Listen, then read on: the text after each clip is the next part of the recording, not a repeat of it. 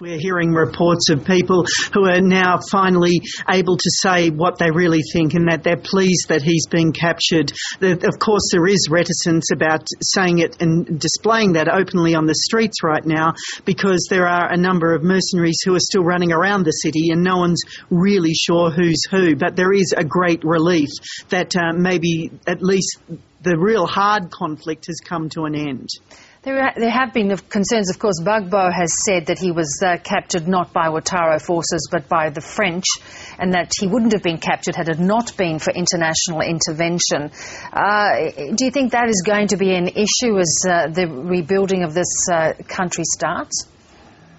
Look, it absolutely could be an issue, and French forces, the French government, the UN, the US president, everyone has come out to try and make clear that it was the forces of Alassane Ouattara who seized Mr. Gbagbo. What they are of course concerned about is anything that may weaken the legitimacy of Alassane Ouattara as he goes into trying to pull this country back together, to stabilise it and to create some harmony in this country. Of course, by saying that it was French forces, it gives it a sense of that it was outside influence that led to him being overthrown, giving weight perhaps to his supporters to take up arms at a later date.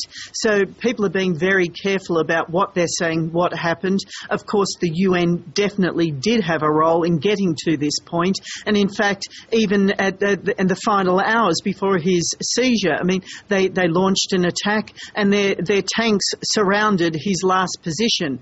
But the troops who actually, they say, who seized him were the forces that were loyal to Alassane Ouattara. Highly supported, of course, as you're suggesting, by the French and UN.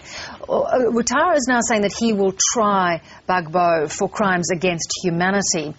Now, in terms of bringing the country together, that may not necessarily be the best way to play out. It might be better if there is an independent judiciary who goes through that process. Well, this is, of course, there's a lot of grey areas in this as well, because, Alassane Ouattara doesn't have clean hands in this regard either. I mean, his forces who were on their sweep to the capital, they're accused of mass killing. So he may want to see his rival tried, but I'm sure his rival wants the same thing to happen to him. It's early days yet to know which way this is going to play out. But, I mean, all that can be said for certain is that he has been captured, he is in custody, and that these things will play out over the next, week, 10 days. More critically, though, of course, is the shattered infrastructure, the lack of food, the lack of water. That is going to need to be immediately addressed. Is there an expectation the UN will move in? Well, of course. I mean, it's not just the UN, but various aid agencies. They've pretty much ringed the country because they've not been able to get in.